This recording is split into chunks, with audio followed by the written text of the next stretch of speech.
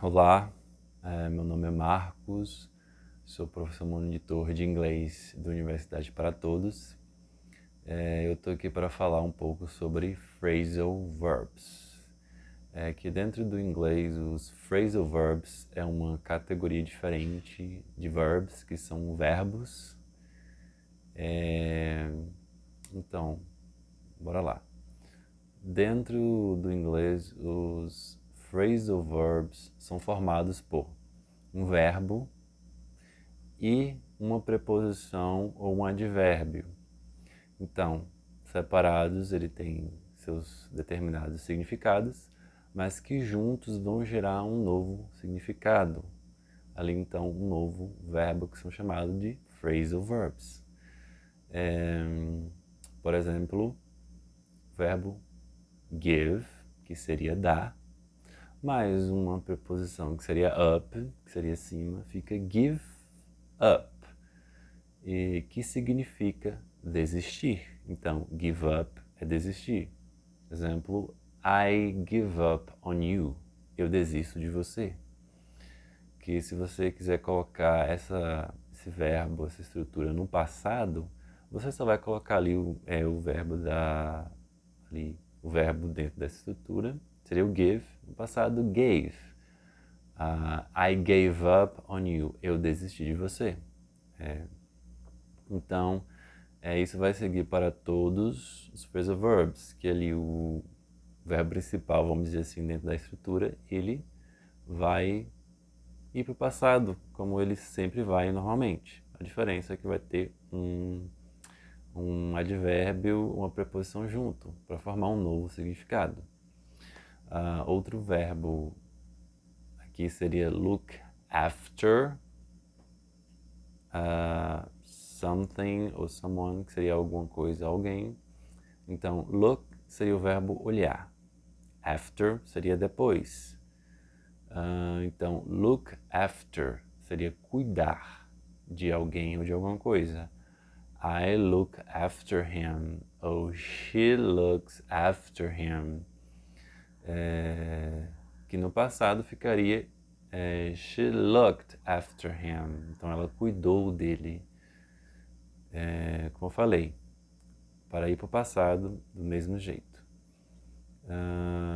Outro verbo, fall for, que seria literalmente fall é cair, for é para, então junto seria cair para, literalmente falando.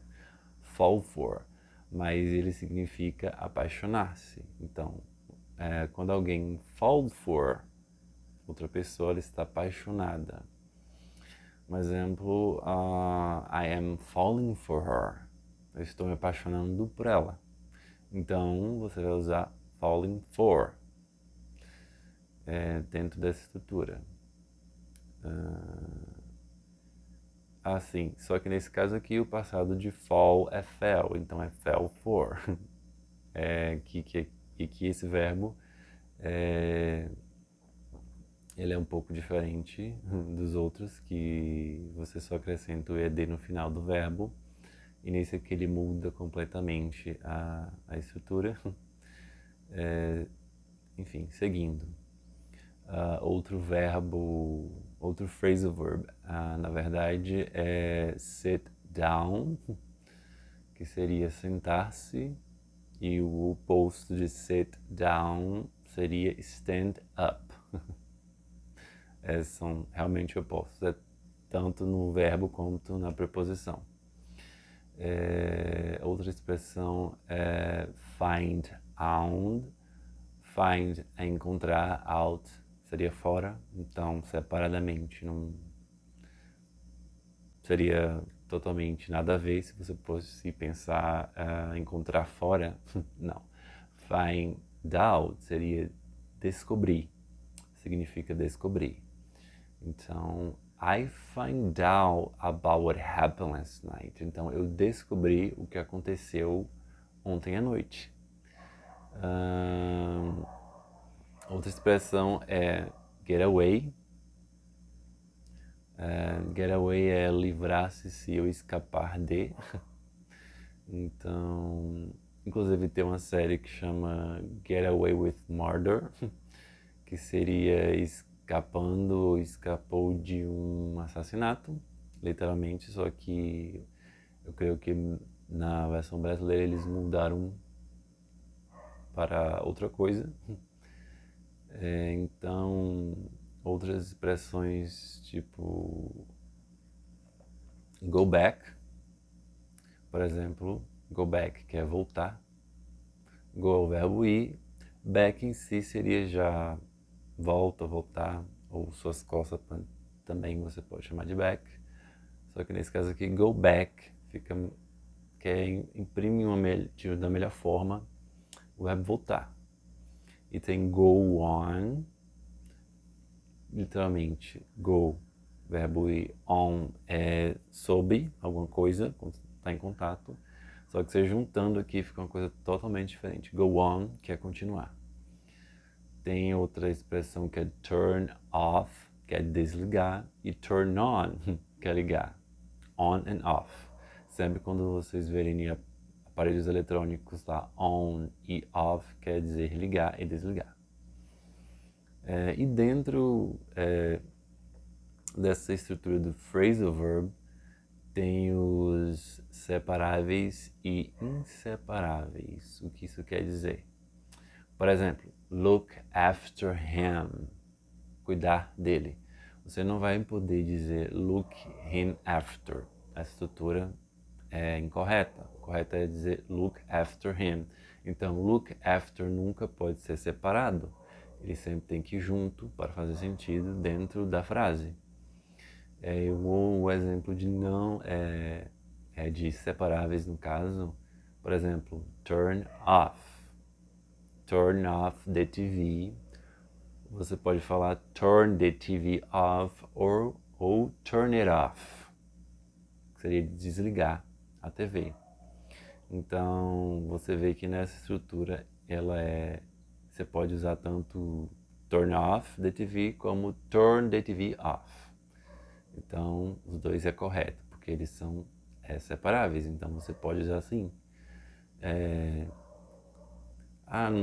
Não tem uma quantidade certa de quantos são separáveis e quantos são inseparáveis, porque isso de você listar qual é qual pode confundir um pouco a sua cabeça na hora que você tenta criar uma lista de phrasal verbs para decorar. Eu não recomendo você fazer isso. Eu recomendo que você tente aprender esses phrasal verbs dentro de um contexto. Você pega um texto, começa a ler, veja ali o que ele está significando ali dentro daquele contexto, ou você está assistindo um vídeo, um filme, você vê também ali um phrasal verb, você tem que entender ele dentro desse contexto, porque a gente nunca vai usar palavras soltas, entendeu? Sempre quando a gente tem uma conversa com alguém, a gente vai entrar dentro de um contexto. Então, aprender inglês é a mesma coisa. Você tem que aprender por contexto, dentro de um contexto ali. Porque quando você vai conversar, você não fica falando palavras soltas aleatórias. Você tem que entender o que a pessoa está querendo dizer e a partir dali você entrar dentro da conversa. Então, por isso que é bom você aprender um idioma como inglês por contexto. Só estou aqui apresentando um pouco de phrasal verbs porque é algo que existe e que é muito usado por nativos do inglês. Então, sempre eles vão usar um phrasal verb. Outro exemplo de phrasal verb aqui que é muito usado é wake up, que seria acordar. Então, I wake up 7 a.m., que é eu acordo às 7 da manhã. Então, é muito usado mesmo os phrasal verbs.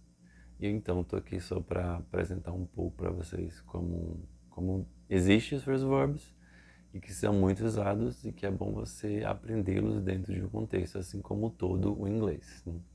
Então por hoje é só isso. Espero que eu tenha ajudado vocês de alguma forma. Bons estudos. Bye bye.